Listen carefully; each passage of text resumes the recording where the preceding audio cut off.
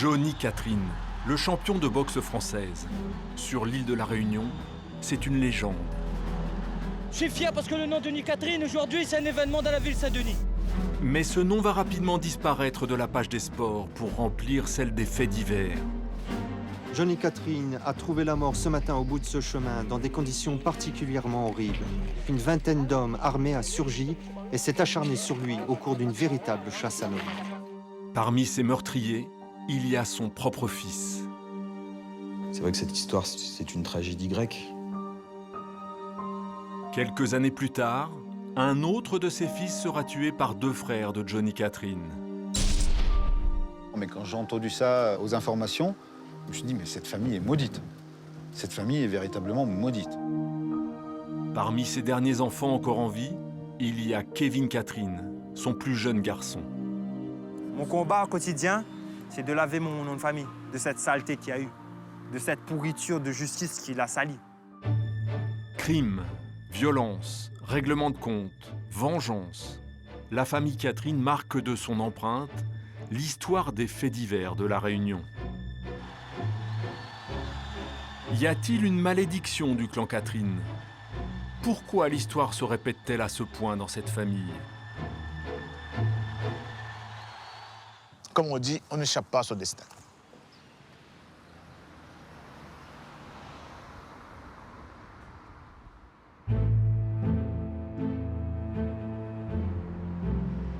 Dimanche 23 juin 2011, c'est l'été à La Réunion.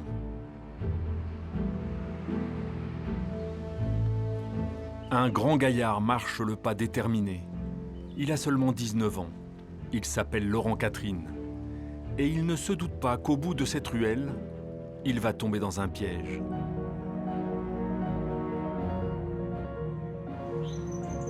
Nous sommes dans la commune de Saint-François, dans les Hauts-de-Saint-Denis, la capitale de la Réunion. Le jeune homme s'engouffre chemin des sapins.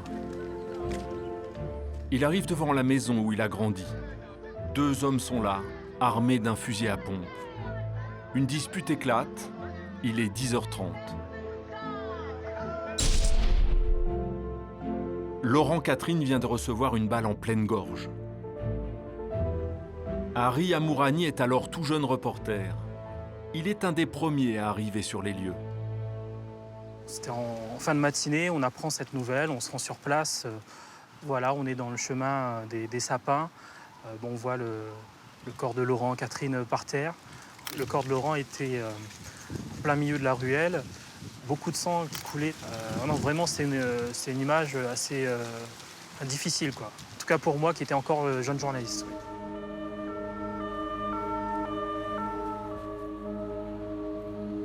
Quelques habitants ont été témoins du drame qui vient de se dérouler. Et ils savent qui a tué Laurent Catherine. Voilà, personne ne parle. C'est un peu la loi du silence. Il faudra attendre le départ des policiers, 2 heures ou 3 heures après, pour voilà, que les langues se délient. C'est vraiment, c'est tendu. Ils nous expliquent, voilà, c'est les oncles de Laurent qui l'ont tué.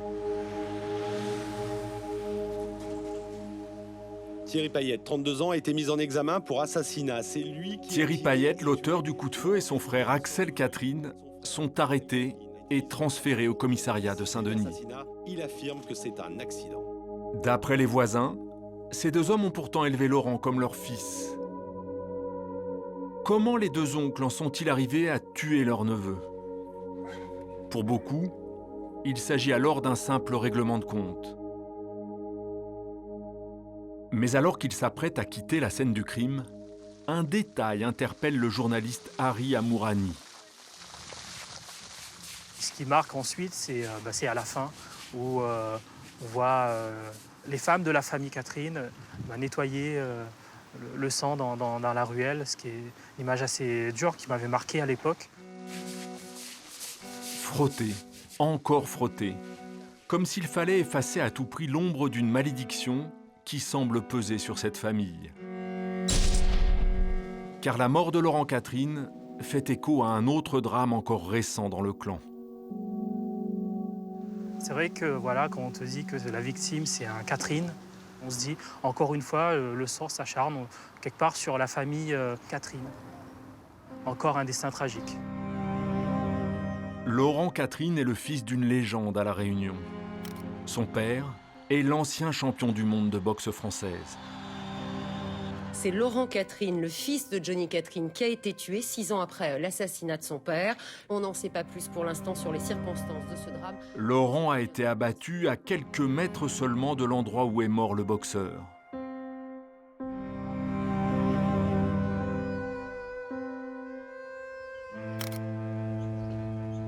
À l'époque, le meurtre de Johnny Catherine défraie la chronique. C'était un 26 décembre 2004. Nous sommes au lendemain de Noël. Laurent Catherine, son fils, a alors 12 ans. Il est à peine 8 heures du matin lorsqu'il voit son père quitter la maison. Laurent ne le reverra plus jamais. Johnny Catherine marche vers une fin tragique. Le journaliste Jérôme Leglay a suivi toute l'affaire. Le 26 décembre 2004, lendemain de Noël, Johnny Catherine organise un match de foot avec plusieurs de ses amis sur le petit terrain de football dans les Hauts-de-Saint-François. Et là, plusieurs personnes l'attendent. Et quand ils le voient arriver, ils se précipitent tous sur lui. Et ils sont tous armés. Ils sont une vingtaine d'assaillants face à un seul homme, avec à la main des armes dignes d'un film d'horreur. Il y avait la batte de baseball avec des clous plantés dedans. Il y avait les sabres à canne habituels de la Réunion. Il y avait des haches. Il y avait des couteaux. C'est déjà largement suffisant pour exploser quelqu'un. Johnny Catherine est victime d'une chasse à l'homme. Quand vous avez une bonne vingtaine de personnes qui vous tombent dessus, qui sortent des fourrés, qui vous chargent, oui, comprenez clairement que vous êtes tombé dans un guet-apens. Johnny Catherine réussit à prendre la fuite. Il s'engouffre dans ce chemin et se cache 150 mètres plus bas, dans la cour de la tante Émilienne, celle qu'il a élevée. Mais ce refuge va vite devenir une voie sans issue. Eux le suivent, réussissent à rentrer dans la cour, l'acculent. Sa sœur Carole est là, impuissante. Elle avait accepté à l'époque de livrer son témoignage. Qu'est-ce qu'ils ont fait? Qu'est-ce qu'ils ont fait à mon frère?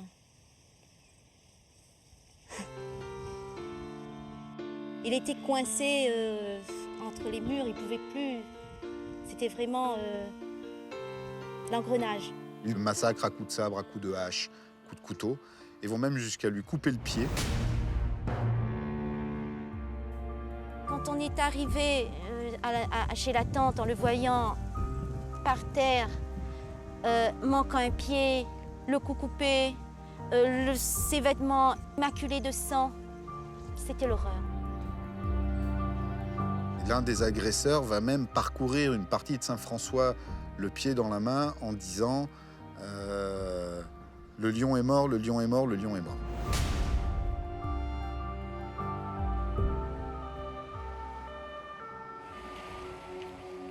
Lorsque les secours arrivent, ils sont horrifiés par l'atrocité du crime. Celui que l'on surnommait le lion dans le monde de la boxe est retrouvé avec 31 blessures. Qu'a-t-il fait pour mériter un tel châtiment? Sur la vingtaine de personnes qui a participé au lynchage, 9 sont arrêtées. Parmi elles, il y a un gamin de 15 ans. Lorsque son identité est dévoilée, l'affaire prend une toute autre dimension. Parmi les agresseurs, et parmi peut-être même les plus virulents, il y a son fils. Ce garçon, Johnny Catherine ne l'a jamais reconnu. Il s'appelle Jusqu'à son adolescence, grandit dans la bienveillance. Il a été adopté par André, l'époux de sa mère, que l'on voit ici lors de la reconstitution, car il a lui aussi participé au crime. Ne savait pas que Johnny Catherine était en fait son père biologique. C'est ce dernier qui va le lui apprendre brutalement à la sortie de l'école, 1 mois avant le crime. L'avocate Marie Briot se souvient du témoignage de C'est elle qui assurera ensuite sa défense. Il est parti trouver le gamin qui avait 14-15 ans à l'époque, c'était juste très peu de temps avant les faits. Il lui a révélé qu'il était, alors en le traitant de bâtard, de je sais pas quoi, et il a fini par lui dire qu'en fait c'était lui son père, que n'était pas son père biologique, qu'il était né du viol de sa mère, enfin un tas de choses qui évidemment ont beaucoup perturbé ce gamin. Johnny Catherine aurait donc violé la mère de mais aucune plainte n'a été déposée à l'époque des faits. Donc effectivement, il y a dû y avoir une haine, une rancœur qui a dû monter, qui a dû être monstrueuse pour un gamin de cet âge-là. C'est une tragédie grecque, Racine aurait pu l'écrire, Homère aussi, oui, c'est une vraie tragédie grecque. Et cette tragédie n'a pas fini de faire couler du sang et de l'encre. Comme si être le fils de Johnny Catherine revenait à porter une lourde malédiction. Il y a eu le fils meurtrier, il y aura Laurent, le fils tué quelques années plus tard.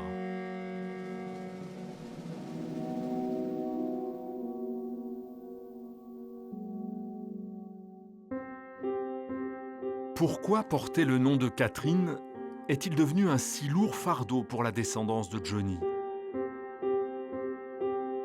Nous avons essayé de contacter Carole, la sœur de Johnny. Elle avait accepté de témoigner il y a 10 ans. C'est ici, devant chez elle, que Laurent, son neveu, a été abattu. C'est quelqu'un? Après plusieurs relances, Carole nous fera part de sa volonté de tourner la page. Quelques numéros plus loin, dans la même ruelle, l'épouse de Johnny Catherine vit toujours dans la maison familiale.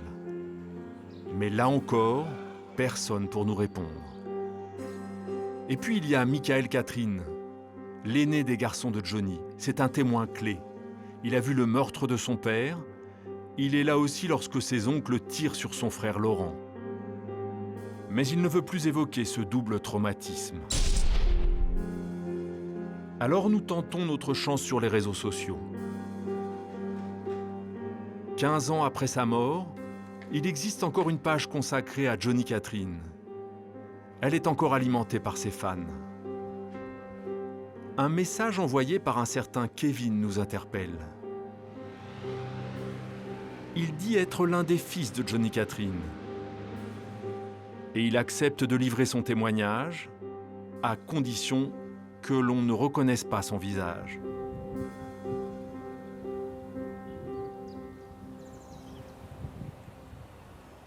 Je m'appelle Kevin Catherine, j'ai 21 ans. Là, je suis le fils de Johnny. C'est une réalité, la malédiction. Pour Kevin et ses frères, la mécanique de cette malédiction s'enclenche à la mort de leur père. Le 28 décembre 2004, 2 jours après le meurtre de Johnny Catherine, le monde de la boxe et les habitants de Saint-François se retrouvent réunis autour de son cercueil. Il y a aussi ses fils, Michael, l'aîné de 14 ans, Laurent, qui a alors seulement 12 ans, et le benjamin, Kevin, 7 ans. Pour résumer la vie de Johnny Catherine, le prêtre aura cette phrase. « J'ai rarement vu une rose sans épines, et j'ai rarement vu une rose fleurie dans toute sa beauté mourir aussi rapidement. » Cette rose laisse ses épines, un héritage infernal légué par un père à ses fils. Il y a d'abord le traumatisme causé par sa mise à mort.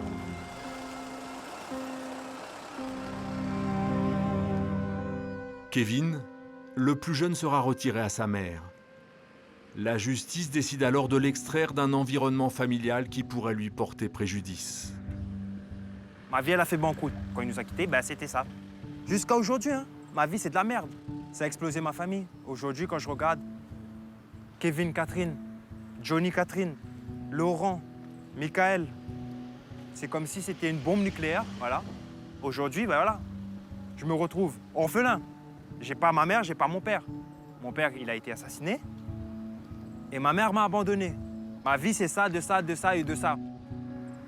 Ben, suite à son décès, j'ai été placé dans différentes familles d'accueil et foyers, quoi. C'était de la vie de merde. J'ai été trimballé de droite à gauche, donc j'ai pas une vie comme une personne qui devait vivre une vie avec ses parents. Moi, j'ai jamais eu ça. Aussi cruelle soit cette mise à distance, cette décision de justice a peut-être sauvé la vie de Kevin. Ce qui ne sera pas le cas pour son frère Laurent Catherine. Être un enfant de Johnny Catherine à La Réunion, oui, c'est très lourd. C'est très très lourd. Il y a un héritage à assumer et il y a un autre héritage à ne pas assumer. L'héritage à assumer, c'est celui du monstre sacré. Dès la mort de son père, Laurent Catherine fait tout pour suivre son modèle, s'en sortir par la boxe. Une chance pour lui, il semble en avoir les aptitudes physiques. Pour Laurent, l'histoire de son père Johnny Catherine, c'est d'abord une destinée exemplaire. Celle d'un gamin de la rue devenu champion du monde de boxe française.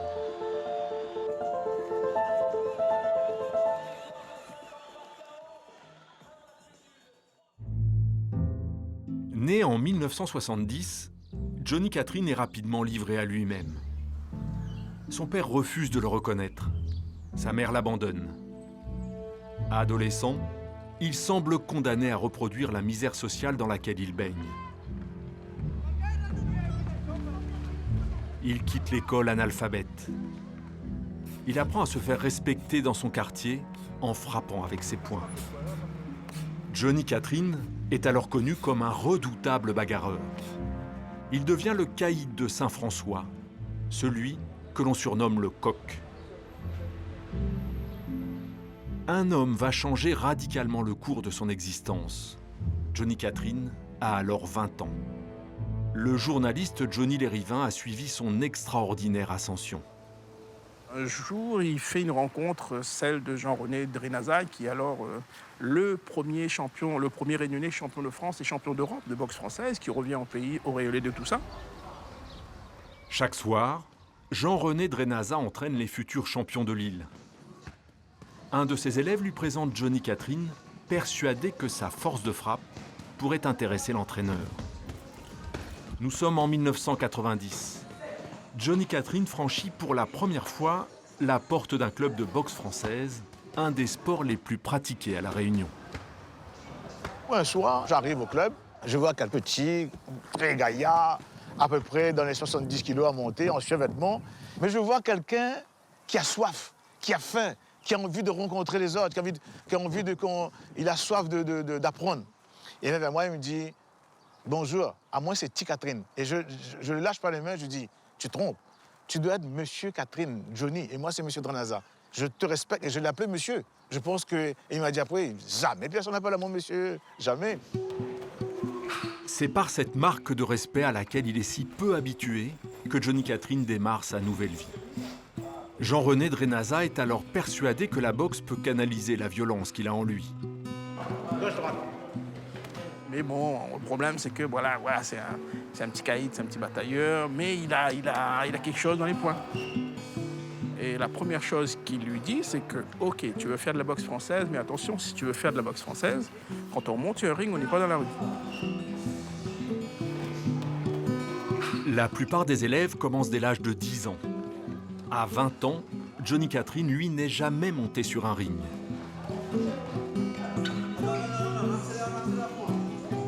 Et pourtant, en quelques mois, son entraîneur transforme le bagarreur en boxeur. Et il lui prouve que le sport peut lui donner une nouvelle chance dans la vie. Il faut faire beaucoup de sport pour réussir dans la vie. Parce que moi-même, si je ne faisais pas de sport, je ne réussis pas dans ma vie. Johnny Catherine gagne alors son surnom, le Lion. Il n'est plus le petit coq de Saint-François.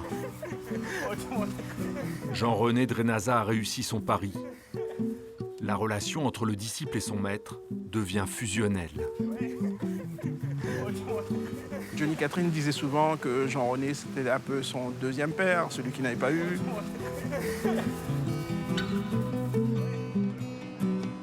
C'est dans ces années charnières, alors qu'il se trouve à la croisée des chemins, que Johnny Catherine devient lui-même papa. Ses fils vont voir leur père marcher vers la consécration. Kevin, le plus jeune d'entre eux, l'admire toujours. Mon père, oui, je le vois comme un lion. C'était un lion. C'est mon Dieu, c'est ma force tous les jours. Ce qui me permet de garder la tête hors de l'eau. Johnny Catherine part pour la métropole, tout juste auréolé du titre de champion de la Réunion. Il quitte son île pour la première fois pour continuer sa carrière sportive. Il apprend aussi à lire et à écrire. Il devient champion de France et accède à la finale du championnat du monde. Titré actuellement en exercice, un combat entre les deux hommes qui sent la poudre.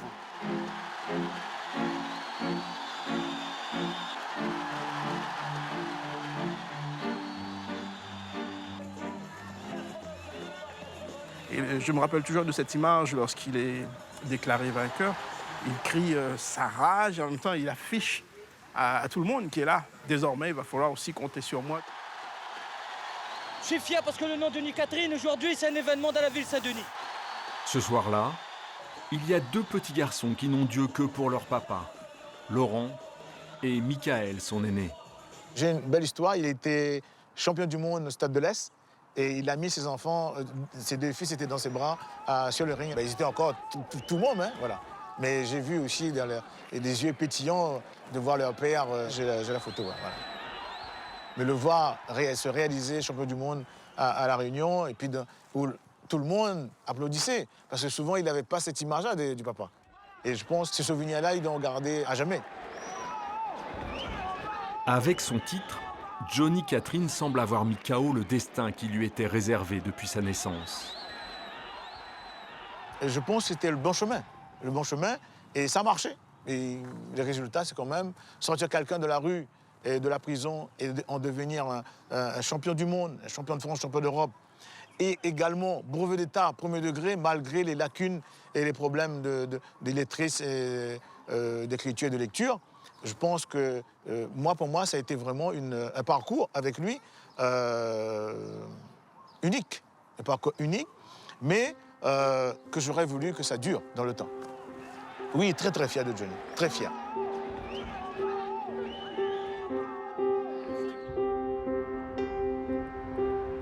Sa carrière s'achève. Johnny Catherine doit rentrer à La Réunion, là où habitent toujours sa femme et ses enfants, à Saint-François. Voilà, il revient avec un palmarès riche comme jamais. Il a tout gagné. Il arrive, voilà, je suis de retour. Qu'est-ce que vous me proposez? Il ne comprend pas qu'après toutes ces années au plus haut niveau, tous ces sacrifices, il revient en tant que champion du monde et on ne lui ouvre pas les portes du travail, on ne lui ouvre pas les portes de plein de choses. Pour celui qui a connu la gloire et l'adrénaline du ring, la fin de la compétition provoque un manque terrible. Surtout la boxe française, qui est un sport amateur, ne lui a rien rapporté financièrement. En revenant à Saint-François, Johnny Catherine est tenté d'utiliser la force. Cette fois-ci avec une violence décuplée, celle acquise sur le ring.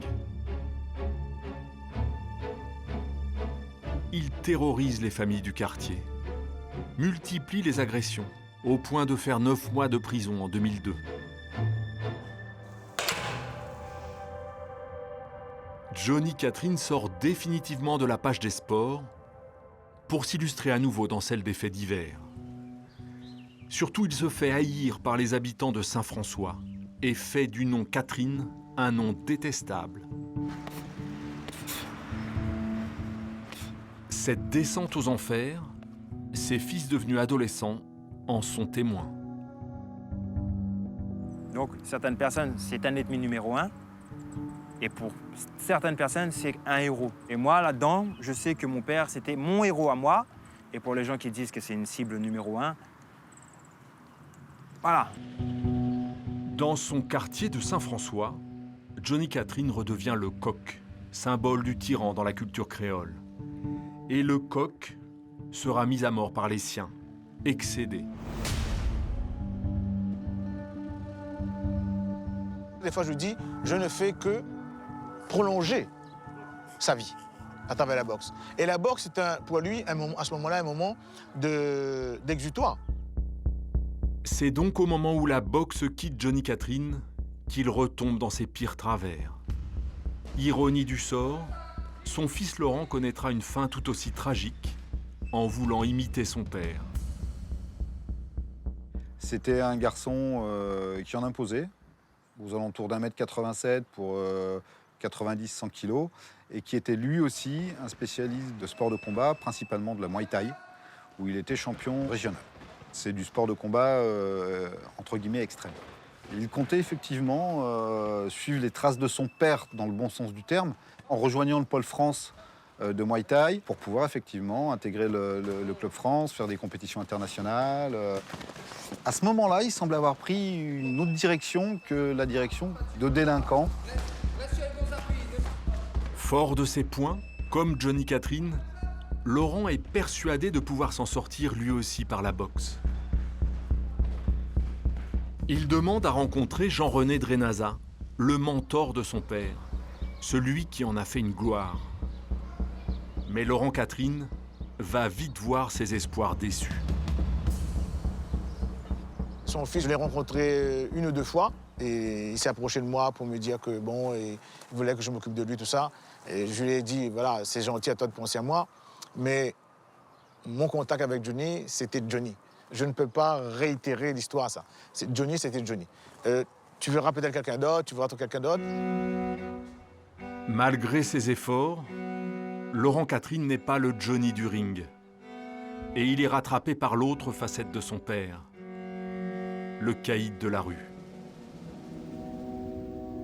Laurent avait 12 ans au moment de la mort de son père. Et pendant quelque temps, il a été confié à ses oncles, Axel, principalement. Et jusque-là, tout semblait bien se passer. Axel Catherine est l'aîné des frères de Johnny. Rapidement, il se retrouve dépassé par son neveu. Laurent Catherine est un adolescent turbulent, encore traumatisé par la mort de son père. Ensuite, effectivement, Laurent a eu, un petit peu comme son père, un parcours de jeune un peu difficile. Vol, tentative de vol, extorsion, ainsi de suite. Avant sa mort, il sortait même de prison où il avait été condamné à 10 mois ou 1 an de prison ferme, justement, pour des vols et des extorsions. Comme son père, il excelle dans le combat de rue. Les jeunes de Saint-François ne l'ont pas oublié. Comme son papa. Voilà, ils étaient beaux boxeurs, mais des fois, dans la rue, en fait, ils abusaient sur les autres. Ils savaient qu'il était plus fort, donc il en profitait. Par exemple, là, vous aurez vu avec ça. Si il veut ça, vous aurez c'est direct pour avoir ce qu'il veut, en fait.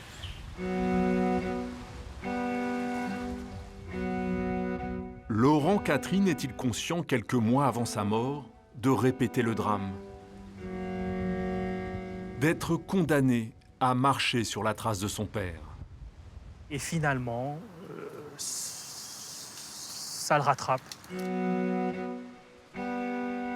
Ce que ses oncles lui reprochent, finalement, c'est son côté violent, son côté un petit peu de vouloir devenir le chef de famille à la place de son père, à la place de ses oncles. Et vraiment, l'ironie, c'est que ça arrive au moment où lui, il veut se ranger. Son propre petit frère, Kevin, n'est pas étonné par l'issue fatale qui lui sera réservée. Laurent, il a mérité ce qu'il a mérité. Qu'on ne vienne pas me dire qu'il n'avait pas mérité ce qu'il avait fait. Tu vois, tu veux faire le coq, on te coupe les ailes. À un moment donné, tu fais chier à tout le monde, bam, vas-y, tu prends une balle. Tu donnes le bois pour te frapper, limite.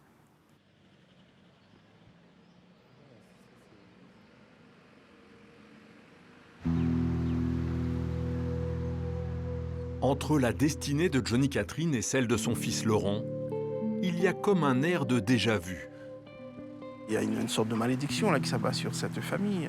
Le père et ensuite le fils assassiné par ses proches. C'est presque incompréhensible. Et c'est vrai qu'on se pose des questions. Et c'est là qu'intervient souvent le terme de malédiction. Les gens se disent, bon, est-ce que cette famille n'a pas été frappée par une malédiction? Mais c'est vrai que c'est des destins tragiques, quoi. Une malédiction ou une répétition implacable? Ces drames semblent raconter quelque chose de plus profond, enraciné dans l'histoire de cette localité de Saint-François. Saint-François, le fief, c'est l'autre fardeau à porter pour la descendance de Johnny Catherine. Car dans la malédiction du clan Catherine, il y a bien deux familles. Celle tenue par les liens du sang et la grande famille de Saint-François, avec ses membres liés par une histoire bien plus ancienne. Saint-François, c'est une marmite avec peut-être des rancœurs ou des histoires familiales qui datent d'il y a des années, dont on ne connaît ni le début ni la fin. Oui, une marmite et qui à un moment, pour une raison X ou Y, des fois pour rien, explose. Et là, l'explosion, elle est violente. Elle est très violente. Et dans le clan Catherine, c'est d'abord Johnny, le père de Laurent, qui en a fait les frais. Saint-François lui a réglé son compte.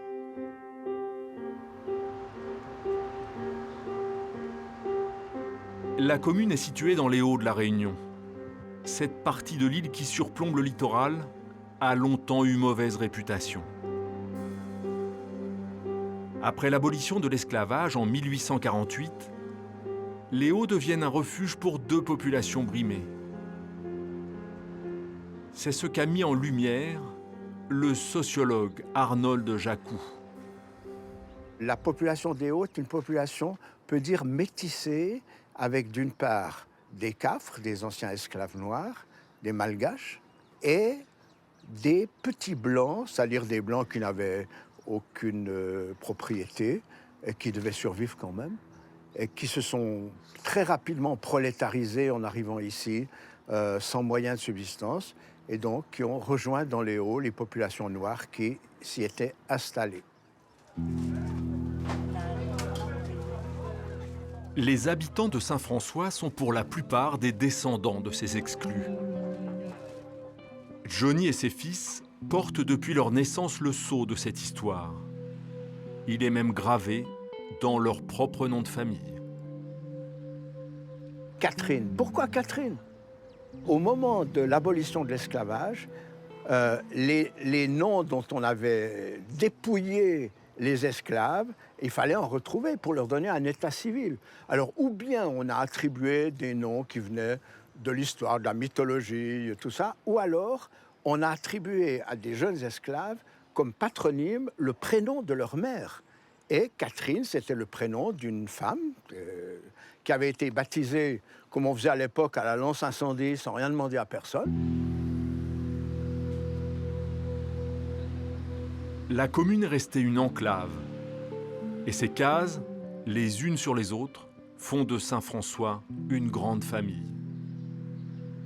On est resté dans des traditions casanières, de la case en bois sous tôle, ou sur le terrain qui avait été acquis ou occupé au XIXe siècle, on a progressivement intégré les descendants qui se sont construits des cases sur le même terrain familial, avec le risque de promiscuité et tous les risques que la promiscuité peut entraîner.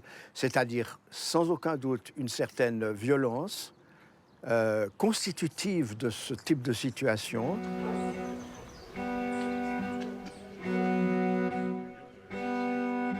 Dans cette grande famille qui vit en vase clos, la violence se reproduit.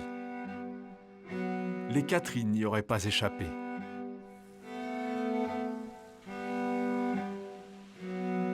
Cette souffrance qui a traversé les générations, Johnny Catherine l'a dans la peau, ou plutôt sur la peau, avec ce tatouage si prémonitoire. Il est tatoué ce fameux cercueil là, sur toute une partie donc, de son corps. Et autour écrit « Je suis né pour souffrir ». Forcément, ça voulait dire quelque chose.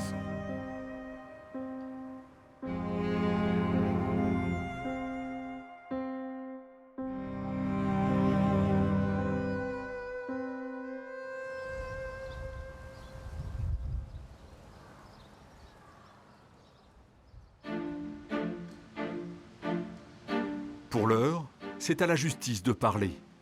Le 20 avril 2013, le procès des meurtriers de Laurent Catherine s'ouvre à Saint-Denis de la Réunion. Ces deux oncles sont accusés, pour l'un d'avoir volontairement donné la mort à son neveu, pour l'autre de complicité. Thierry Payette et Axel Catherine risquent jusqu'à 30 ans de réclusion criminelle. L'ambiance lors de la première journée est tendue. D'un côté, il y a les deux accusés d'homicide volontaire, donc 2 meurtres pour Thierry Payette et de complicité de meurtre pour Axel Catherine. Et sur le banc des parties civiles, vous avez Michael, le frère aîné de Laurent, la mère de Laurent, ex-femme de Johnny Catherine. Vous avez sa sœur, Carole. 10 ans auparavant, ce même tribunal jugeait les meurtriers de Johnny Catherine, le père de Laurent. Le clan était alors uni. Cette fois-ci, c'est le clan Catherine contre le clan Catherine. Lors du procès de la mort de Johnny Catherine, ils étaient tous sur le banc des parties civiles.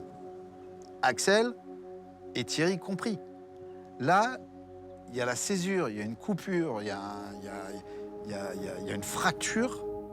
Pour la deuxième fois d'affilée, il y a une partie de la famille qui se retrouve sur le banc des victimes. Et là, il y a une autre partie de la famille qui se retrouve dans le bloc des accusés. Axel Catherine était le parrain de Laurent. Il était très proche de son neveu. C'est ce que mettent en avant les avocats de la défense dès le début du procès. Il était une sorte de référent pour Laurent Catherine, l'oncle à qui on se confie, à qui on demande des conseils, puisque Laurent Catherine n'avait plus son père à ce moment-là. Alors comment 2 oncles qui ont élevé leur neveu comme leur fils en sont-ils venus à le tuer à coups de fusil? D'autant que Laurent Catherine semblait alors sur la voie de la rédemption. Certains témoignages font état d'un comportement de Laurent Catherine qui voulait se racheter de ses fautes. Et notamment, j'ai souvenir d'une affaire de violence ou de menace qu'il a eue envers un commerçant. Et Laurent Catherine était allé voir ce commerçant pour s'excuser de son comportement. Donc on avait comme ça certains éléments au dossier qui nous laissaient à croire et qui démontraient qu'il, sorti de prison, il avait véritablement envie de changer et envie de s'amender. Face à l'accusation, la défense insiste alors sur cette fameuse malédiction qui semble affecter tout le clan. Les 2 oncles seraient également en quelque sorte des victimes. Tout comme leur frère Johnny Catherine, Thierry Payette et Axel Catherine ont été abandonnés par leurs parents et ont enchaîné les placements en famille d'accueil. On a eu l'impression d'être avec des gens qui sont victimes de leur parcours, des parcours faits de carences, des parcours faits d'absence, des parcours faits de violence, car souvent, dans cette famille, c'est peut-être là la malédiction, c'est l'absence de l'autorité, j'allais dire du père. Et du coup, cette violence se retourne quand on est le plus proche et qu'on arrive peut-être à cette histoire de malédiction. Quel a été le détonateur de cette nouvelle explosion de violence ? Au cœur de l'affaire, il y a une bague. La veille des faits, Axel, à Saint-François, remarque un jeune homme, Rollin, qui portait à l'un de ses doigts une bague à tête de lion, qu'Axel reconnaît clairement comme étant une bague qu'il a offerte à sa mère, donc la grand-mère de Laurent, quelques années auparavant. Rollin lui dit: « C'est Laurent qui me l'a donné contre des vêtements Adidas. » Et là, Axel comprend que c'est Laurent qui aurait volé sa grand-mère 3 ans auparavant. Et là, ça fait tilt. Tout remonte. Cette bague, c'est un peu le symbole de cette affaire. C'est le symbole de Johnny Catherine, c'est le lion de Saint-François. Et en même temps, c'est la pomme de discorde, à la fois au sein du quartier et au sein même de la famille Catherine. Donc c'est vraiment quelque chose d'une symbolique très fort. Et voilà comment l'ombre de Johnny Catherine s'abat sur son fils.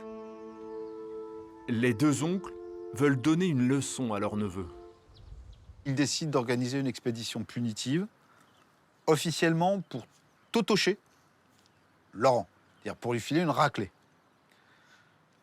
Sauf que Laurent, faisant 1m87, 90 kg et champion de la Réunion de Muay Thai, un peu difficile de totocher comme ça. Lorsque Laurent arrive sur le lieu du rendez-vous, Thierry Payette pointe bien sur lui son fusil à pompe. Pourquoi cette arme ? Laurent se montre quand même assez violent. Il est craint quelque part par ses oncles, hein, parce que c'est un grand costaud. Hein. Il maîtrise la boxe, il fait peur lui aussi un petit peu à tout le monde, et ses oncles n'osent pas l'affronter en quelque sorte. Le coup de fusil part. Toute la question est de savoir si ce tir est accidentel ou volontaire. Tous les éléments au dossier nous laissaient à penser qu'il est volontaire, ce coup de fusil. Pour que ce coup de feu ait lieu, il faut que la sécurité soit déclenchée et non pas enclenchée. Il faut que le doigt soit sur la queue de détente, ce qui était le cas. Il faut qu'il y ait une pression du doigt qui soit exercée. Cette pression, on a un expert à l'audience qui est venu nous expliquer très concrètement que cette pression doit être entre 3 et 4 kilos pour ce type d'arme, un calibre 12, avec une pression sur la queue de détente, la gâchette, importante. Donc quand on appuie, c'est de manière volontaire. Mais pour les avocats des deux oncles, c'était avant tout de la légitime défense. Laurent, au lieu de partir ou de faire « bon bah calme-toi », etc., il avance extrêmement agressif, il fonce sur le fusil, il donne des coups de pied, et c'est là où il y a des échanges de coups entre les deux et que finalement Thierry utilise son arme. Contre toute attente, c'est donc la personnalité de Laurent Catherine qui se retrouve mise en cause. On lui trouve même une bonne raison de représenter une menace pour ses oncles. Laurent, pendant des années et des années, a reproché à ses oncles de ne pas avoir cherché à venger la mort de leur frère et de son père. Il aurait voulu devenir le chef de famille, celui qui contrôlait la famille Catherine. Ce que son oncle Axel n'a jamais supporté, puisqu'après la mort de Johnny, c'est lui qui avait repris la prépondérance dans la famille. Laurent voulait-il reprendre l'héritage de son père? Il aurait volé la bague qui matérialisait son souvenir. Et d'une certaine façon, il en est mort. Père et fils sont unis par leur tragique mise à mort, et bien au-delà. Car le procès des meurtriers de Laurent Catherine est en train de se retourner contre la victime. C'est rarement le cas aux assises où on a un portrait dépeint de la victime qui soit à ce point difficile à admettre parce qu'il vient concurrencer celle du prévenu.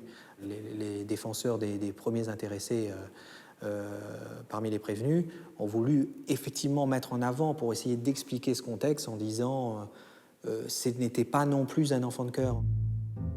Cette mécanique répète de façon troublante celle à l'œuvre lors du procès du meurtre de son père, quelques années auparavant, dans cette même salle d'audience. Le portrait qui est alors fait de la victime Johnny Catherine, celui d'un homme violent et incontrôlable, va atténuer l'atrocité du crime commis par ses bourreaux. Nous sommes le 12 septembre 2007.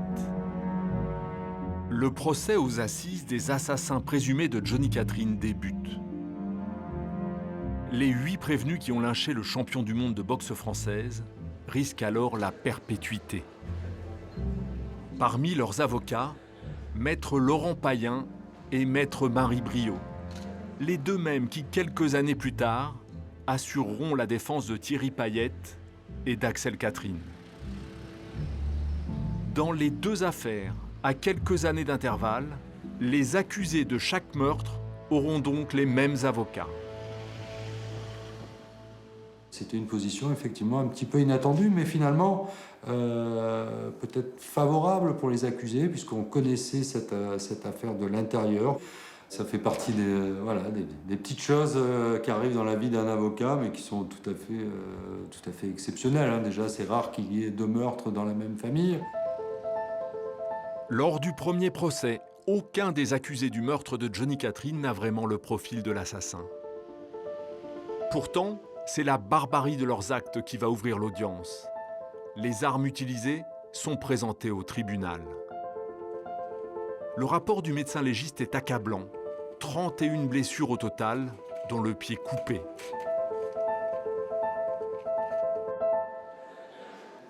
Comment ces hommes ordinaires en sont arrivés à une telle barbarie? Le procès nous replonge dans les heures qui ont précédé le meurtre. Le 25 décembre 2004, les habitants de Saint-François célèbrent Noël. S'il y en a un qui n'est pas de la fête, c'est bien Johnny Catherine. Depuis qu'il ne monte plus sur le ring, il se montre de plus en plus agressif. Et plus encore ce jour de Noël, symbole d'une unité familiale qu'il n'a jamais vraiment connue. Ce soir-là, il se rend dans la famille O'Haraud, ses voisins. Saint-François là qu'à un moment, mais il est arrivé sur mon frère, il a tapé quelqu'un, qu'il a tapé quelqu'un à un moment. Il a parti regarder et défendre, il a baisé mon moment. Un coup de poing, c'est pas un coup de coude, la baise. Là, il a fait péter un dent. Les habitants de Saint-François se sentent prisonniers de leur quartier, avec un gardien de prison qui s'appelle Johnny Catherine. Ils avaient l'impression qu'ils ne pouvaient plus vivre parce qu'ils étaient sous cette emprise de Johnny Catherine, qu'à tout moment, ils pouvaient soit se faire frapper, soit se faire insulter, soit être en danger, soit que leur famille soit en danger. Donc ils avaient effectivement l'impression de vivre quelque part enfermés et sous la domination de Johnny Catherine. À la barre, les témoignages s'enchaînent pour faire des bourreaux les victimes. Au fil de l'audience, on est parti non plus sur le procès des assassins, des meurtriers de Johnny Catherine, mais on est parti sur le procès de Johnny Catherine pour démontrer que Johnny Catherine, quelque part, a mérité ce qui lui est arrivé. Johnny inspire la peur, tout comme le fera son fils Laurent quelques années plus tard. Pire, Johnny semble bénéficier d'une forme d'impunité. La gendarmerie de Saint-François en aurait fait son indique. On a dû remonter toute l'histoire et retracer toute cette violence, tout ce climat qu'il y avait à Saint-François, le fait que la gendarmerie ne prenait pas les plaintes, que tout était classé sans suite, que donc il y avait un espèce de sentiment d'impunité. Le gendarme qui était venu témoigner, on avait pu faire ressortir que, il n'y avait plus aucune des plaintes qui étaient déposées par les citoyens du coin là, qui étaient victimes de Johnny Catherine, auxquelles on donnait suite. Tout était enterré.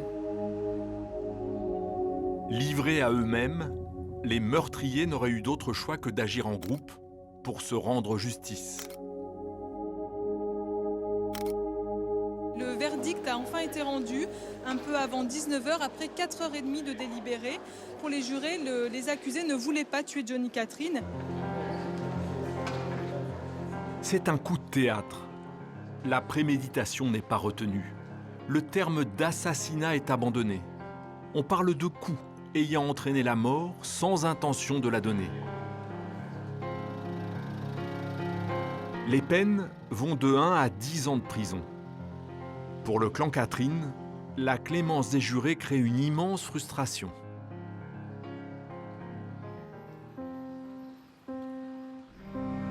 Des années plus tard, l'histoire se répétera-t-elle pour le verdict du procès de Laurent, son fils tué?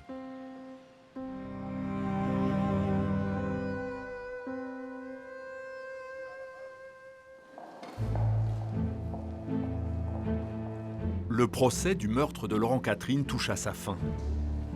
Nous sommes alors le jeudi 25 avril 2013. Le verdict tombe.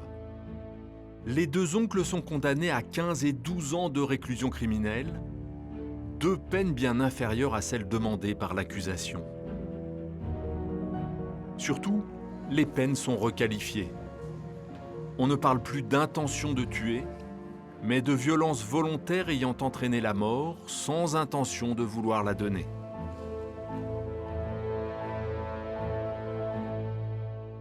Oui, c'est une surprise. C'est une surprise parce que l'accusation que je représentais, les parties civiles ont soutenu avec force la thèse de l'homicide volontaire, même s'il n'était pas prémédité. Je n'avais aucun doute sur ce caractère volontaire. La cour d'assises a jugé, la condamnation est définitive, mais le ministère public avait retenu et soutenu avec force cette thèse. Nouveau coup de théâtre donc en faveur des accusés dans une affaire Catherine. L'histoire semble se répéter inéluctablement. La compagne de Johnny Catherine, la mère de Laurent, laisse exploser sa déception. 15 ans de tiral passe à d'autres. Ça finira à 2 ans, bien reste à d'autres. Axel, 12 ans, c'est rien. Le sentiment d'injustice pourrait bien susciter un désir de vengeance, au risque d'alimenter la mécanique de la malédiction du clan Catherine. La justice, depuis ce jour-là, a été corrompue pour moi. Moi, demain, je vais buter quelqu'un. Est-ce que je vais rentrer 6 mois? Non, moi, je vais rentrer à perpétuité. Pourquoi, moi? Parce que moi, c'est Kevin Catherine. C'est à cause de ces justices de merde. Mon combat au quotidien, c'est de laver mon nom de famille de cette saleté qu'il y a eu, de cette pourriture de justice qui l'a sali.